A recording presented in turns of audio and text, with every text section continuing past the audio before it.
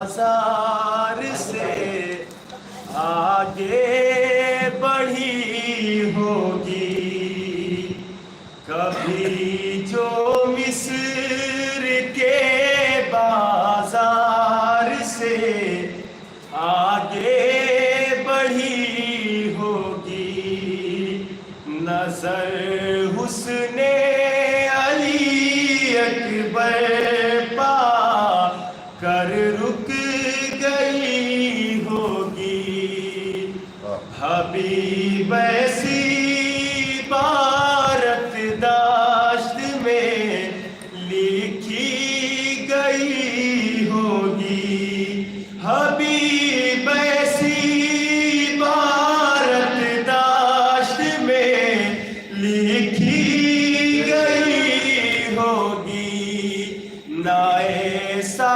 دوست ہوگا اور نہ ایسی دوستی ہوگی اجالے بھی تھے شرمندہ یقیناً اس تصور سے اجالے بھی تھے شرمندہ یقیناً اس تصور سے جلے گا گھر کسی کا دین کی تب روشنی ہوگی بتاؤ بات عاشورا بھی ہوتا کیوں وجود اس کا بتاؤ بات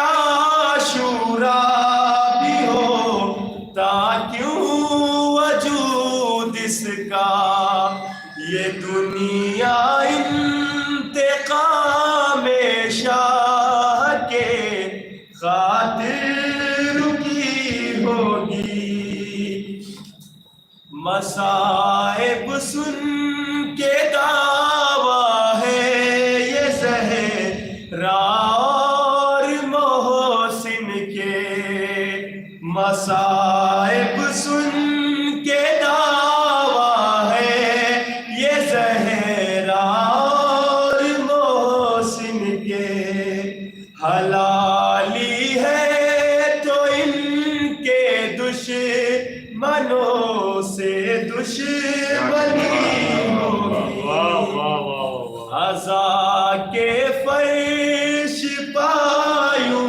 ہی نہیں دل کھینچ لاتا ہے عزا کے فرش پایوں ہی نہیں دل کھینچ لایا ہے خطا شاید حسین ابن علی نے بخش دی ہوگی کبھی جو مصر کے بازار سے آگے بڑھی ہوگی اللہم صلی علی محمد وآل محمد نعرہ حیدری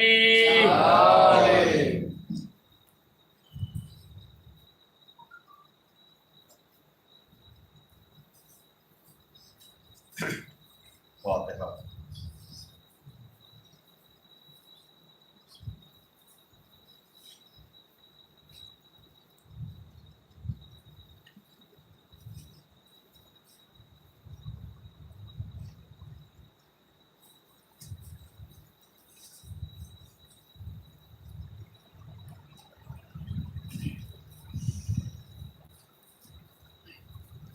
اعوذ باللہ من الشیطان الرجیم بسم اللہ الرحمن الرحیم الحمدللہ رب العالمین الصلاة والسلام علی اشرف الانبیاء والمرسلین بالقاسم محمد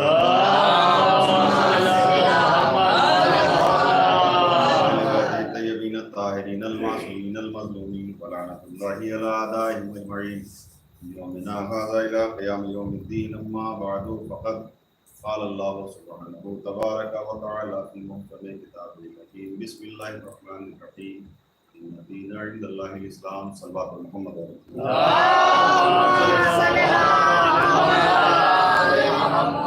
حضرات، کل کی طرح آج بھی 2 مجلسیں ہیں، اس کے بعد ایک مجلس اور ہے.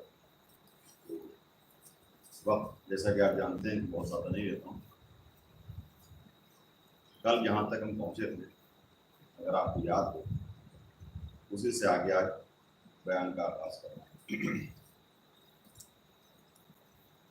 جب کوفے سے بہت زیادہ خط امام کو موصول ہوئے، بہت سے خط کوفے سے گئے امام کی خدمت میں، یہ آپ یہاں تشریف لے آئیے اور کوفے چلے آئیے، اور اس کو بہت شرعی رنگ دیا گیا تھا. شکوے کیے گئے تھے کہ ہم روز محشر شکایت کریں گے کہ ہم بلاتے رہے اور آپ نہیں آئے.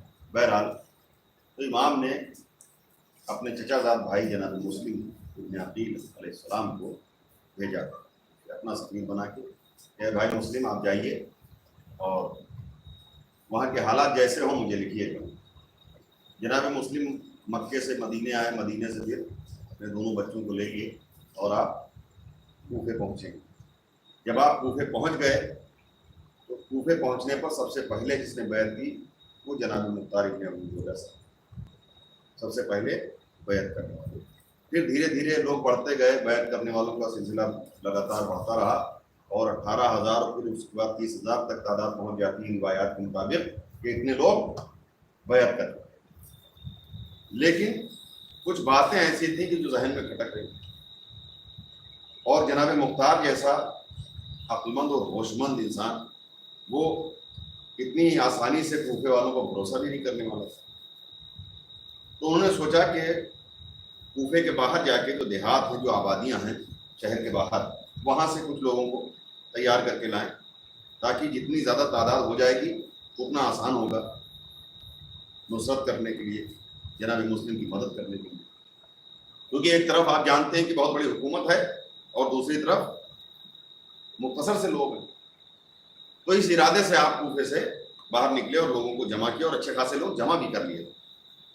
ادھر کوفے سے باہر جانا تھا. اچھا آج کا زمانہ نہیں ہے کہ فوراً کی خبر فوراً کہیں مل جائے، وہ دور الگ تھا کہ اگر یہاں سے 15-20 کلومیٹر دور کوئی بات ہو رہی ہو تو اس کی خبر آنے میں 1-2 دن لگ جاتے تھے کہ ہاں وہاں ایسا.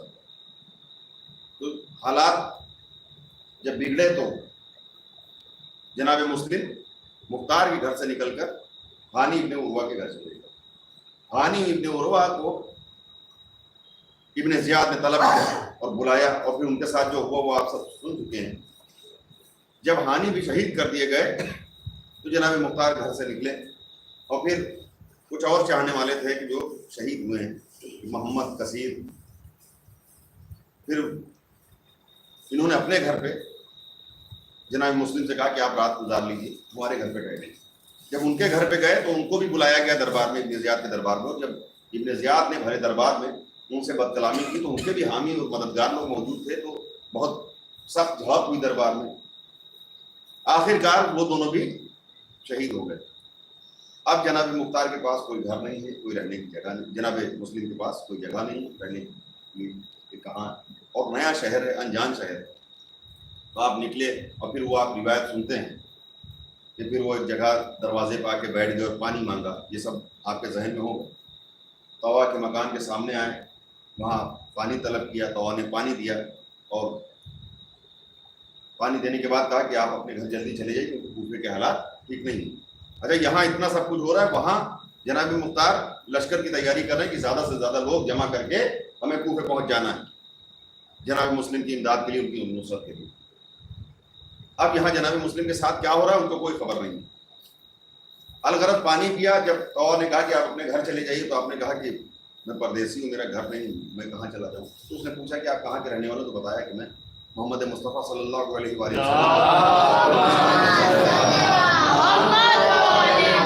اور علی مرتضیٰ علیہ السلام کا بھتیجا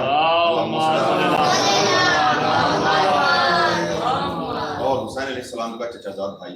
مسلم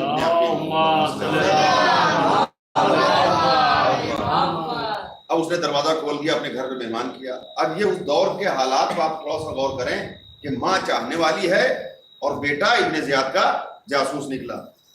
طوا کا بیٹا اسی نے جا کے مخبری کر دی تھی جناب مسلم ابن عقیل میرے گھر پہ ہیں. اب اس گھر پہ رکے تو آرام کیا آپ نے, لیکن صبح ہوتے ہوتے 3000 کا لشکر جناب مسلم کو گرفتار کرنے کے لیے طوا کے گھر پہ.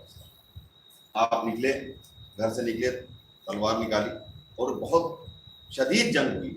اور سپہ سالار لشکر کون ہے جو مسلم کو گرفتار کرنے کے لیے آیا ہے؟ محمد ابن اشعث. محمد ابن اشعث کون ہے؟ کہ امام حسن کو جس نے زہر دیا تھا جادہ بنت اشعث, اس کا حقیقی بھائی.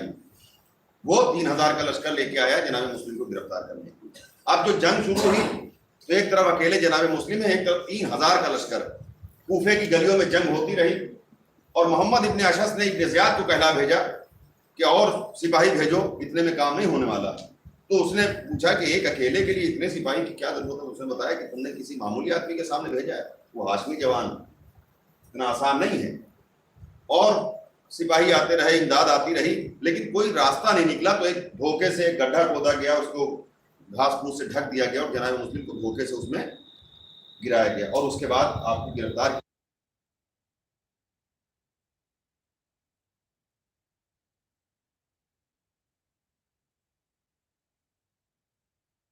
کیا. آپ نے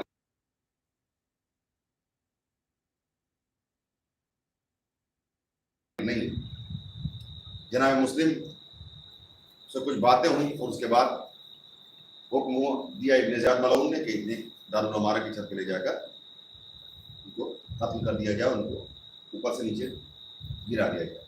الغرض جناب مسلم کو شہید کر دیا گیا اور سر دمشق بھیج دیا گیا. ہانی ابن عروہ شہید ہوئے, ان کا سر دمشق بھیج دیا گیا یزید ملعون کے. یہ ساری خبر ابھی باہر نہیں نکلی کوفے سے. اور دونوں کو, ان لاشوں کو, جس میں پاک ایک روایت میں ہے کہ دروازے پر لٹکا دیا گیا, سولی دے دی گئی جسم, اور ایک روایت ہے کہ پیروں میں رسیاں باندھ کے پورے کوفے میں آپ لیے چل رہے. یہ سب یہاں ہو گیا اور ادھر مختار ہیں کہ وہ اپنا تیاری کر رہے ہیں کہ جلدی سے پہنچنا.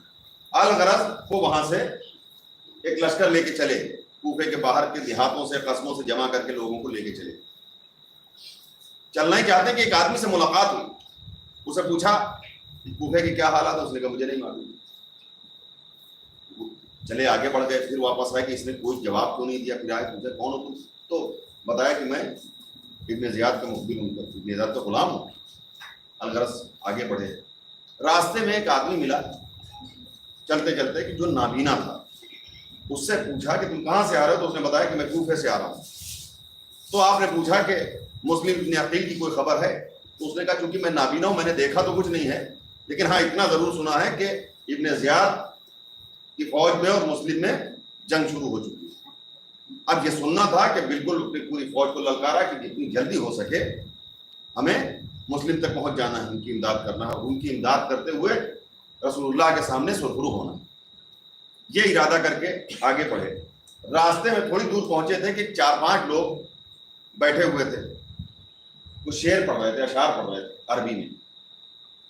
تو مختار کے ساتھی میں سے کسی نے بتایا کہ وہاں کچھ لوگ بیٹھے ہوئے ہیں, 5 لوگ بیٹھے ہوئے ہیں. تو گئے, ان سے پوچھا کہ کون, کیا پڑھ رہے تھے؟ وہاں اشعار پڑھ رہے تھے. کیا شعر پڑھے؟ اس کا مطلب کیا ہوا؟ تو انہوں نے جو شعر پڑھے تو اس کا مطلب یہ تھا کہ ان لوگوں نے مرد صالح کو قتل کر دیا اور اس کے ساتھ بہت غداری کی.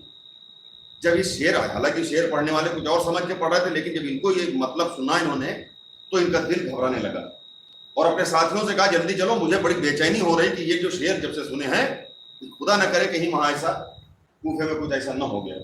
لہٰذا یہ قافلہ, یہ لشکر دھیرے دھیرے کوفے کی طرف چلا. راستہ تھوڑا ہی طے ہوا تھا کہ سامنے سے ایک لشکر آتا ہوا نظر آیا کہ یہاں کوئی لشکر آ رہا ہے. دونوں لشکر آمنے سامنے ہوئے. اس لشکر کا سپہ سالار قدامہ, دونوں نے آپس میں بات کی. انہوں نے پوچھا تمہارا کیا ارادہ ہے, کہاں جا رہے ہو؟ اس نے پوچھا تم کون ہو, کہاں جا رہے ہو؟ اچھا وہ پہچانتا نہیں تھا جناب مختار کو. پوچھا تم کہاں جا رہے ہو؟ تو اس نے بتایا کہ ہم ابن زیاد کے طرفدار ہیں. تو انہوں نے کہا ہم مسلم کی حمایت کرنے کے لیے جا رہے ہیں. بس یہ سننا تھا کہ وہیں جنگ چھڑ گئی, وہیں پر تلواریں نکل آئیں. لیکن مختار جیسا شیر دل انسان کو جھپٹ کے جو ایک وار کیا ہے تو جو سپہ سالار لشکر تھا سامنے والی فوج مخالف کا، قدامہ ایک تلوار میں سر اور تلوار پڑنے کے بعد وہ کمر تک اترا، اور جب سردار مر گیا تو بھگدڑ مچ گئی وہاں، اور جو لشکر تھا وہ سب منتشر ہو گیا۔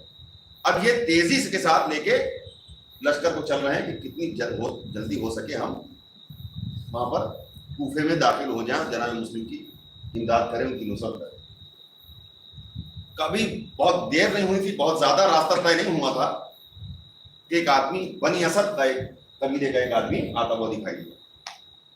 اس نے وہ جناب مختار کو پہچانتا تھا، اور یہ بڑی تیزی سے آگے بڑھے جا رہے ہیں، تو اس نے پکارا کہ مختار کہاں کا ارادہ ہے؟ کہ کوفے کا ارادہ ہے، مسلم ابن عقیل کی مدد کے لیے جا رہا ہوں، ان کی نصرت کے لیے جا رہا ہوں۔ تو وہ رونے لگا۔ اس نے کہا اب جا کے کیا فائدہ؟ جو میں نے جو منظر دیکھا ہے وہ اس نے پورا بتایا کہ جناب مسلم ابن عقیل مظلومی کے ساتھ شہید کر دیا۔ اب یہ شہادت کی خبر سننا تھا تو ان کے دل پر اتنا اثر ہوا کہ لکھا یہ ہے کہ گھوڑے سے گر پڑے اور بے ہوش ہو گئے۔ کیوں؟ جس کا اتنا انتظام کیا تھا، جس کا اتنا ارادہ تھا، اور دل میں ایک ہی تمنا تھی کہ فرزند رسول کی نصرت کرنا، ان کی مدد کرنا ہے۔ جب سنا، خبر شہادت سنی، تو گھوڑے سے گر گئے اور غش کھا گئے۔ جب غش سے آنکھیں کھلی، جب چونکے ہیں، تو لکھا یہ کہ اپنا گریبان پھاڑ لیا اور اپنے اوپر خاک اڑاتے جاتے۔ یہ ہائے بے کسی کہ ہم لوگ یہیں رہ گئے اور ہم وہ کام نہ کر سکتے۔ اب سب سے بڑا مسئلہ یہ پیدا ہوا کہ اتنا لشکر ہے ساتھ میں اتنے لوگ ہیں، اور وہاں جناب مسلم شہید کر دیے جا چکے ہیں، ان کے جتنے حامی مددگار تھے وہ بھی شہید ہو چکے ہیں ابھی تک۔ اب کوفے میں داخلہ کیسے ہو؟ کیونکہ ہر طرف ابن زیاد کے مخبر اور اس کے سپاہی لگے ہوئے۔ تو جو ساتھ میں آئے تھے دیہاتوں سے، قصبوں سے، جن کو لے کے آئے تھے، تب ان کی جان بچانا ضروری تھا، لہٰذا ان کو وہیں سے واپس کر دیا کہ بھائی تمہارا بہت بہت شکریہ کہ ہمارے کہنے سے تم لوگ اتنی دور تک آئے اور جناب مسلم ابن عقیل کی نصرت کے لیے تیار ہوئے۔ اب حالات دوسرے ہیں، لہٰذا تمہارا وہاں جانا مناسب ہوئی۔ تو جتنے لوگ تھے ان سے کہا کہ تم دشمن کی نظروں سے بچتے ہوئے اپنے گھروں کو چلے جاؤ، اپنی حفاظت کرنا، اور میں کوفے میں داخل ہوں۔ لکھا یہ کہ اپنے بھی اسلحے اتار دی، تلوار وغیرہ جو بھی تھی وہ آپ نے اتار، اور آپ کوفے میں داخل ہوئے۔ جب کوفے میں داخل ہوئے تو وہاں کیا دیکھا کہ ایک پرچم لگا ہوا ہے، جھنڈا لگا ہوا، اور ایک منادی کرنے والا، جسے کہتے ہیں ڈگی پیٹنا جسے کہتے ہیں، وہ آواز بلند کرنے والا، وہ آواز بلند کر رہا کہ یہ ابن زیاد کا پرچم ہے، جسے امان چاہیے وہ اس کے پرچم کے نیچے آ جائے، اور جو اس کے ساتھ آ جائے گا وہ بچ جائے گا، اور جو اس سے کترا کے نکل جائے گا وہ قتل کر دیا جائے گا۔ اب حالات ایسے تھے کہ اب اکیلے ہیں، ساتھ میں کوئی نہیں ہے، کوفے میں داخل ہونا ضروری ہے۔ یہ فوراً اس پرچم کے پاس چلے گئے۔ جو پرچم کے پاس آدمی منادی کر رہا تھا، جو پکار رہا تھا، وہ پہچانتا نہیں تھا۔ پوچھا کون ہو؟ کہا کہ تمہارا سردار کون ہے، حاکم کون ہے؟ کہا میرا حاکم عمر ابن حارث۔ کہ جا کے اس سے بتاؤ کہ بنی ثقیف کا کوئی آدمی آیا ہے سمجھنے۔ تو وہ گیا خیمے میں عمر ابن حارث کے پاس اور کہا کہ بزرگ شخصیت ہے بنو ثقیف کی جو ملنا چاہتی ہے، بلاؤ۔ اب یہ گئے، ملاقات ہوئی عمر ابن حارث کو، چونکہ مختار ایک نامور شخصیت تھے، ایک مشہور شخصیت تھے، ایک بزرگ شخصیت کے میں مانے جاتے تھے۔ تو عمر ابن حارث سے جا کے انہوں نے کہا کہ مسلم کی شہادت ہر مومن کے لیے بڑی مصیبت ہے، بہت صدمے کی بات ہے۔ یہ کہنے کے بعد آپ وہاں بیٹھ گئے۔ تو عمر ابن حارث نے کہا کہ بہت اچھا کیا کہ تم یہاں چلے آئے، تاکہ اب تو کوئی تمہاری برائی نہیں کر پائے گا ابن زیاد کے سامنے۔ اور چونکہ یہ پہلے سے مشہور ہے کہ اہل بیت کے چاہنے والے ہیں، تو ابن زیاد کی نظر میں تو پہلے سے ہے، لہٰذا اب عمر ابن حارث کہہ رہا ہے کہ تم نے بہت اچھا کیا کہ جو یہاں چلے، سب سے پہلے تم آ گئے اور میں ابن زیاد سے بات کروں۔ اب جب شام کو یا دوسرے دن وہ گیا ہے عمر ابن حارث، تو اس نے باتوں میں ابن زیاد سے یہ کہا کہ جو سب سے پہلے تیرے پرچم کے نیچے آیا ہے، جو سب سے پہلے جس نے تیرے پرچم کو تیری امان میں آیا ہے، وہ مختار ابن ابو بدر ہے، وہ میرے ساتھ وہ ملنا چاہتا۔ تو ابن زیاد نے کہا ٹھیک ہے بلاؤ۔ اور ابن زیاد ملعون کے دربار میں ان کا جانا، بہت دیر تک آپ کے سامنے کوئی عرض نہیں کرنا، اب اس کے فوراً بعد 1 مہینے سے۔ اب جب یہ دربار میں پہنچے تو ابن زیاد کو سلام کیا، اس مغرور نے جواب نہیں دیا۔ وہاں پر ان کو بڑی شرمندگی محسوس ہوئی کہ آج یہ دن آ گیا کہ ابن زیاد جیسا مختار کے سلام کا جواب نہیں دے رہا ہے۔ پہلی مرتبہ دل پہ جھٹکا لگا، یہ حالات اب بدلے ہوئے ہیں۔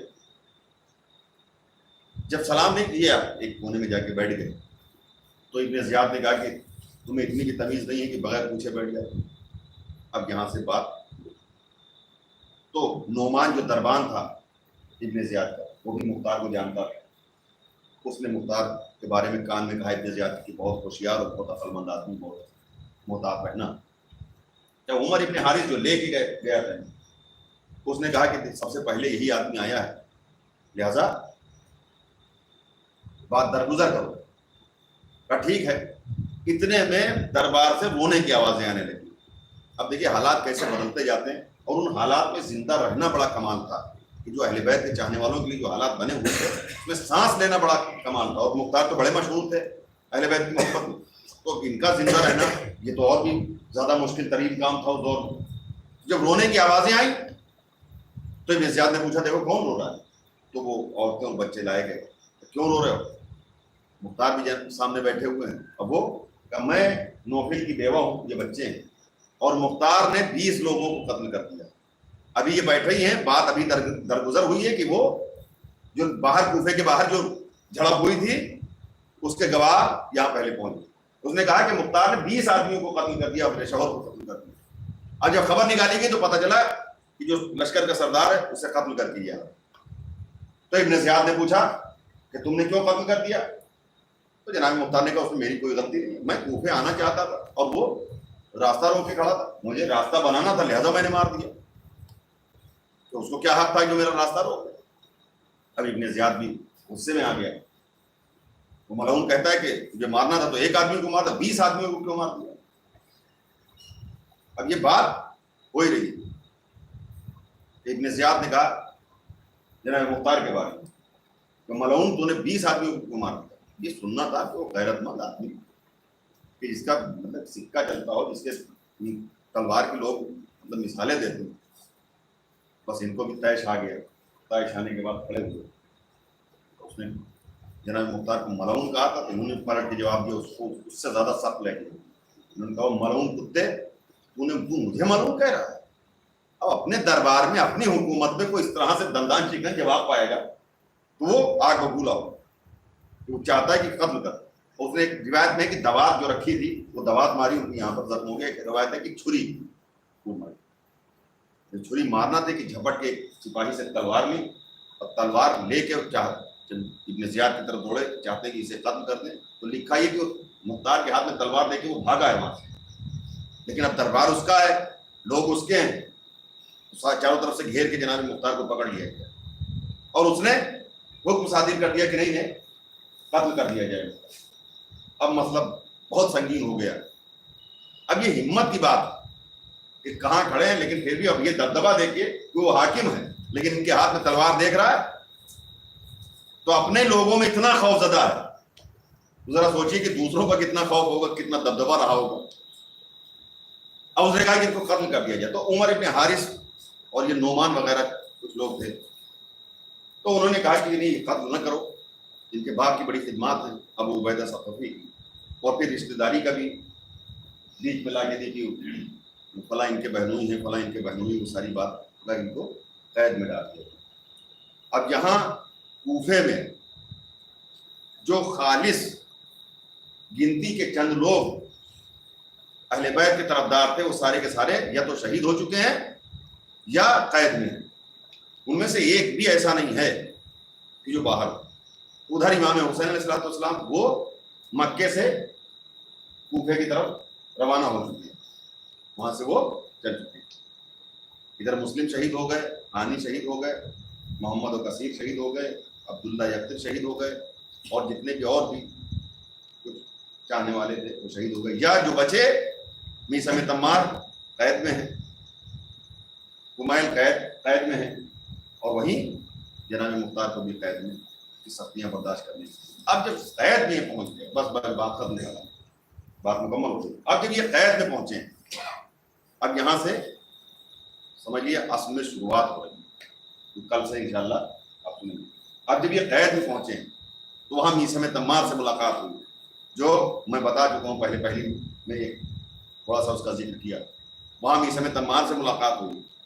میثم تمار نے ان کو قید میں دیکھا تو چونکہ مولا کائنات ان کو بہت سی چیزیں بتا گئے تھے تو وہ بھی سمجھ گئے کہ اب وہ زمانہ قریب ہے انہوں نے میثم تمار کو قید میں دیکھا تو دونوں نے آپس میں ایک دوسرے کے بارے میں گفتگو کی. اور پھر وہ معلم کوفہ عمر ابن عامر حمدانی وہ بھی قید ہو کے قید خانے میں پہنچے. جناب مختار نے کہا کہ تم گھبراؤ نہیں, تم تو آج شام تک رہا ہو, تم یہاں سے نکل جاؤ. اور میثم تمار نے کہا, مختار کے بارے میں کہا کہ تم یہاں سے رہا ہو جاؤ گے کچھ دن کے بعد. اب وہ معلم کا کے لیے بارے میں کہنا تھا کہ تم آج ہی رہا ہو جاؤ گے, اور یہ ہوا تو رہا بھی ہو. تو یہ باتیں جب پھیلنا شروع ہوئی تو لوگوں نے انہی باتوں کو پروف بنا کے, ثبوت بنا کے جناب مختار کے خلاف پیش کیا کہ چونکہ وہ نبوت کا دعویٰ کر رہے تھے یا وحی کا دعویٰ کر رہے تھے, اسی لیے جو دوسروں نے کتابیں لکھی ہیں اور جناب مختار کے بارے میں وہ چیزیں لکھی کہ آپ اگر پڑھیں تو آپ کو سمجھ میں آئے کتنا بغض, کتنی دشمنی. حالانکہ جناب مختار نے کیا کیا ہے, مطلب اپنے کسی پرسنل دشمن کو مارا یا کسی اور کو بلا وجہ مارا کہ نہیں. جو لوگ کربلا میں کسی بھی صورت میں شامل تھے, کسی بھی طرح سے جن کی شمولیت, جن کی شرکت کربلا میں تھی, بس انہی لوگوں کو مارا. باقی کسی اور کو, کسی روایت میں کوئی نہیں دکھا سکتا کہ باقی کسی کو جناب مختار نے کبھی ایک لفظ کہا ہو یا کسی کے اوپر تلوار چلائی ہو. بس ان کو وہی لوگ چاہیے تھے کہ جو کربلا میں نواز رسول کے خلاف, جنہوں نے نواز رسول پر کسی طرح کا بھی ظلم کیا ہو یا اس ظلم میں شریک رہے ہوں. اسی لیے انہوں نے اتنا بڑا قدم اٹھا اور اپنی جان دے دی, اور نہ جانے کتنی سختیاں برداشت کی, اور جتنے دن, اور جس قید خانے سے زندہ مختار نکلے وہ قید خانہ 4,500 شیعوں سے بھرا ہوا تھا. اب کوفے جیسے شہر میں کہ جہاں تقریباً ہر مسلک کا لکھنے والا لکھ رہا ہے اور بڑے بڑے لکھنے والے لکھ رہے ہیں, کہ وہ جو خط آئے تھے وہ عام لوگوں کے تھے یا انگلی پہ گننے بھر کے لوگ تھے کہ جو شیعہ کہلاتے تھے. تو 4,500 آدمی جو قید میں ہوں, جو قید خانے میں ہوں, تو باقی بچتا کون ہے باہر؟ اکثر لوگ کہتے ہیں کہ بھائی انہوں نے خط لکھ کے بلایا تھا. اب یہ بات اگر اس میں آ جائے کہ کس نے بلایا تھا اور کیسے بلایا تھا تو پھر بڑا مسئلہ پیدا ہو جائے گا. یہ سب نے لکھا ہے کہ چند گھر ایسے تھے کہ جو مشہور تھے اہل بیت کی مودت میں. تو ان چند گھروں میں آپ دیکھ لیجئے, مسلم ابن اوسجا, حبیب ابن مظاہر, سلیمان بن سعود خزائی, مختار, ہانی, یہی لوگ ہیں, ابراہیم ابن مالک اشتر, ایسے اور 10-20 جوڑ لیجیے تو آپ دیکھ لیجیے کربلا میں کتنے شہید ہوئے اور کتنے قید میں تھے اس وقت. جناب ابراہیم کے ایک بھائی بھی کربلا میں شہید ہوئے, مالک اشتر کے ایک بیٹے زرغامہ ابن مالک اشتر کربلا میں شہید ہوئے. تو جو تھا اس نے تو کربلا میں حصہ لیا, قید نہ ہوا تو باقی جو خط, اس کے لیے ڈیٹیل میں اگر بات کی جائے تو لوگ لکھوائے گئے تھے خط کہ چونکہ ان بڑے لوگوں نے بھیج دیا ہے تو انہی کے پیچھے پیچھے تمہارے خط بھی چلے جائیں. اس میں ایسا نہیں تھا کہ سارے چاہنے والے تھے, کچھ تو وہ تھے جو یزید کے ظلم و ستم سے بچنا چاہتے تھے, پریشان ہو گئے تھے, ان کو سایہ چاہیے تھا. ان کو اس سے مطلب نہیں تھا کہ ہم, عقیدت نہیں تھی بلکہ اپنی جان بچانا تھا کہ بہت تنگ آ گئے ہیں, تو اس میں لوگ لگے ہوئے تھے. اور کچھ تو وہ تھے جو جعل سازی میں خط لکھ رہے تھے. 12,000 سے زیادہ خط پہنچ گئے امام کے پاس. اور اس کی خط لکھنے والے کون تھے, اس کی ایک جھلک آپ کو مل جائے گی کہ جب امام حسین نے خطبہ دیا ہے آخر میں, بس یہی بات ختم کر رہا ہوں, امام حسین علیہ السلام نے خطبہ دیا آخر میں کربلا کے میدان میں, جو آخری خطبہ, اس خطبے میں مولا ارشاد فرماتے ہیں کہ تم مجھے کیوں قتل کرتے ہو؟ کیا میں نے کسی کو مارا ہے, کسی کو قتل کیا ہے, یا دین میں کوئی تبدیلی کی ہے؟ تم جانتے ہو میں نبی کا نواسا ہوں, تم جانتے ہو کہ میں علی کا بیٹا ہوں, تم جانتے ہو کہ میرے بارے میں اور میرے بھائی حسن کے بارے میں اللہ کے نبی نے فرمایا کہ یہ جوانان جنت کے سردار ہیں. آخری جملہ جو امام نے فرمایا کہ تمہیں نے ہمیں خط لکھ کے بلایا, کس سے کہہ رہے ہیں؟ جو لشکر سامنے کھڑا, تمہیں نے ہمیں خط لکھ کے بلایا. اب اس میں دیکھ لیے کون, کسی نے تو کہا ہوتا کہ نہیں ہم نے خط لکھ کے نہیں بلایا, انہوں نے بلایا. یہ ایک چال تھی, ایک سازش تھی. کیوں؟ مدینے سے امام نکل چکے تھے, اب یہ بات آگے تو سن لیجئے, مکے سے بھی امام نکل چکے تھے, اور چونکہ کوفہ ہی ایک ایسی جگہ تھی کہ جہاں پر اہل بیت رسول کو ظلم کے ذریعے شہید کیا جا سکتا تھا بآسانی، سب سے زیادہ آسان وہی تھا. باقی مدینے میں بھی اگر یہ ہوتا تو معاملہ بہت بڑھ جاتا، حامی بہت نکل جاتے. مکے میں بھی ہوتا تب بھی بات الگ ہوتی. اسی لیے جتنے بھی بھیجے جا رہے تھے ان سے یہی کہہ کے کہ گھیر کے کوفے کی طرف لے کے آؤ، کسی صورت سے کوفے کی طرف لے کے آؤ. اب کسی دن میں اس پہ عرض کروں، ہو سکتا ہے اسی درمیان میں بات آ جائے. تو امام نے سامنے، تم مجھے کیوں قتل کرتے، میں نے ایسا کیا کیا؟ یہ ایک آواز نہیں ہوتی. یہ بتایا کہ قتل کی وجہ کیا ہے، اہل بیت کو اس طرح سے گھیر کے لانے اور بھوکا پیاسا رکھنے کی وجہ کیا؟ بس ایک آواز اٹھی کہ تمہارے باپ کے بغض میں. یہ علی کا بغض تھا، جو اولاد علی کربلا کے تپتے ہوئے ریگستان میں 3 روز کی بھوک اور پیاسی. یہ ایام عزا، یہ حسین کا ماتم، یہ حسین کی عزاداری. کربلا میں کیسے کیسے جوان اور کیسے کیسے گوہر نایاب حسین نے قربان کیے. 6 مہینے کا بچہ بھی ہے، 85 برس کا بزرگ بھی ہے، سب حسین کے ساتھ ہیں اور حسین پر جان قربان کرنے کے لیے آمادہ. اور ایک میدان شہادت میں ایک دوسرے سے آگے بڑھ جانے کی کوشش